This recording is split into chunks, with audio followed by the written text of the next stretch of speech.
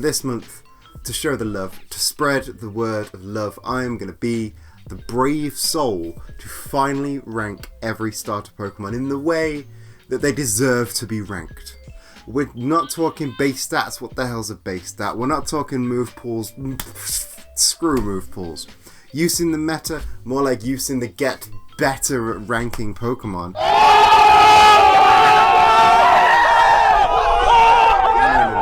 I've gone through every final evolution of a starter Pokemon and ranked them on their huggability rating. Yes, I know. It's a big deal, huggability. But what exactly does huggability mean? We went into the science, we ran some tests, I spoke to some huggologists, study of hugging, and we arrived at 4 key components of a good hug. Component number 1, can it hug back? I love hugging my dog. My dog gives nice, warm, lovely hugs. However, my dog has no arms. My dog cannot hug me back. So my dog will get a 0 in that rating. Step 2, how warm is it? You can't have a cold hug. A cold, slimy hug is not a good hug. Good, warm hug is a better hug. Warmer is better in my book. Step 3, how good is the tactile sensation of the hug? Does it feel slimy? Does it feel tree barky? Tree huggers don't actually tell you that the actual act of hugging a tree is not very nice. It's part of the sacrifice. But a good, nice, fuzzy hug is a very good hug. And finally, step 4, what is that Pokemon's temperament? Does that Pokemon like hugging? Does that Pokemon like being hugged? These are the things we got to think about. The higher in all of those stats is the better. Highest score is the best hugger. And now from the bottom to the top. Let's get hugging. Ba-na-na-na-na-na-na. I don't have a theme tune, so I'm gonna improv theme tune. Ba-da-ba-da-ba-ba-ba. At the bottom we have Torterra.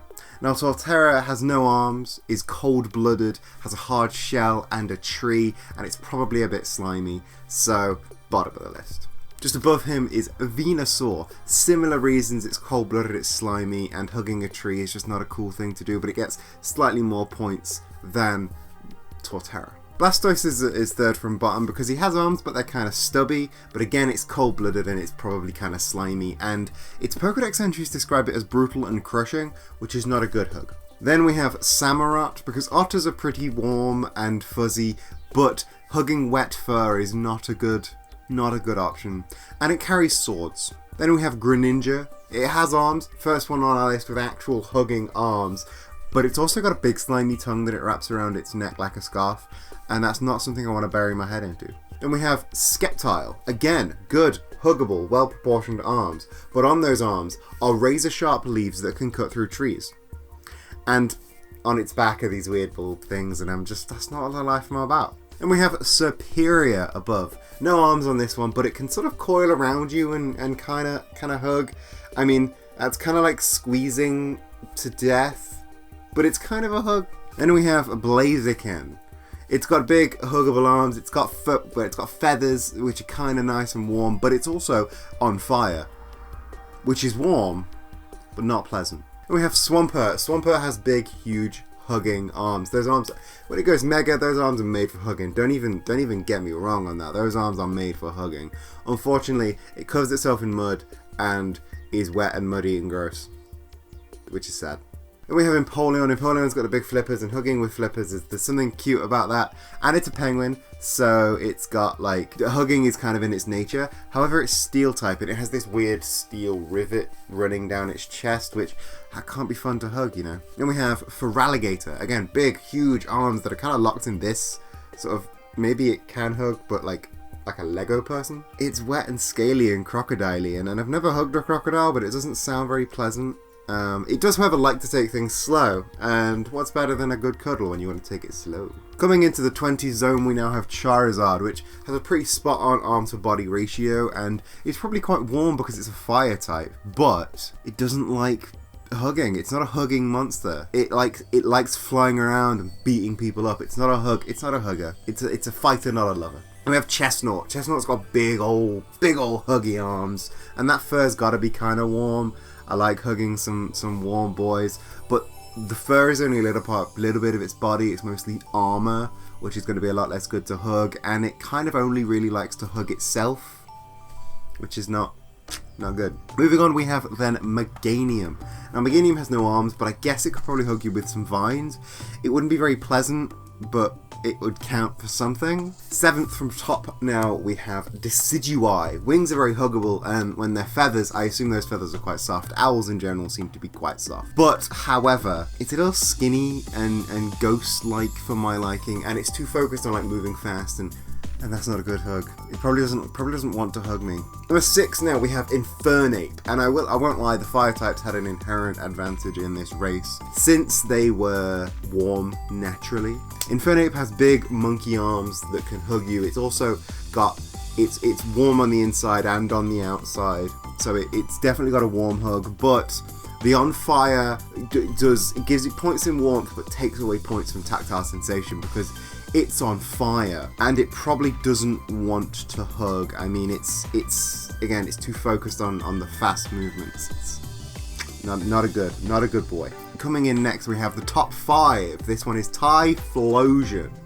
Now, Typhlosion I picked as quite an early hugger, because when we learnt that it can turn the fire on its neck off, it's like, oh, it's just a badger now, and badgers are good fun to hug. They're fuzzy, they're soft, they're not wet, they've got the arms to hug you. However, it's almost perpetually angry, which unfortunately, and it only really gets warm when it's angry, so those two things combined make it not the best hugger, but it's a good hug. If you can hug a Typhlosion, hug a Typhlosion. Number 4, Primarina. Big arms, big sort of, well, they're flipper type things, but they're arms, you can hug them, and sea lions are in fact warm-blooded, so it's got some nice internal warmth to it. But again, we're going back to the wet fuzz thing. Wet fur is probably not good to hug, and she's kind of a diva. She makes everything, even the hug, all about her, unfortunately. Number 3 is Emboar. Now, Emboar was one of the Pokemon that made me want to make this list. I mean, look at him. He's big, he's cuddly, he's got that warmth. Unfortunately, it's in his chest and neck zone though. So again, I don't want to sort of nuzzle into his shoulder because he's on fire.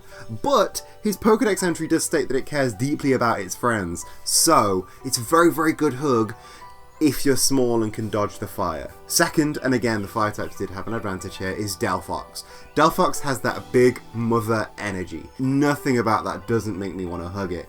It's big, furry, fire type fox, so it's probably nice and warm to hug because it's fire type and it's got fur, and those make for a good hug. But there's one Pokemon that is better at hugging than Delphox, and that it's not got big mother energy, it's got big daddy energy. We're talking Infernape is our hugging champion. Another belt for it to wear around its neck. Infernape got a 9 out of 10 for can it hug back because of those big muscly arms. It got a 10 out of 10 for how warm is it, because it's not only is it fire type, so it's got that internal warmth, it's also a cat, and cats are very, very good to hug. I've hugged a lot of cats in my time. How good is the tactile sensation? It got a 6 out of 10 because it's warm and furry. The belt thing might be a bit worrying because it's either fire or just a solid lump, and that might not be good for hugging, but it's strong enough that it can pick you up, and that won't be an issue. And then for temperament, it's a heel type wrestler, but fun fact, Incineroar actually loves receiving admiration from fans and its owner. So if you give it a nice hug after a battle, it will be all about that jam. If you have any comments about whether or not these hug ratings were correct or incorrect, I've left the Google sheet below so that you can see all of the work I did. Spoilers, it's not a whole lot of work, it's kind of just my subjective opinion. But if you have any comments, leave them in that section below, and while you're in the below, check out the like and subscribe buttons that are down there, and check out my Twitch channel, it's in the chat below. While we stream 3 times a week, it's going to be a whole heckin' lot of fun. But until then, oh, no, one more thing. I launched a Patreon. So if you like the stuff that I make here or over on my Twitch and you want to help support the channel, why not hop over to my Patreon. At the minute we've got 3 tiers of rewards. We've got a $2, $3 and a $5. They're only little small donations. And you get some cool things. You get like Patreon hangouts, you get bonus behind the scenes content, stuff like that. And you just generally get to support small queer creators like me.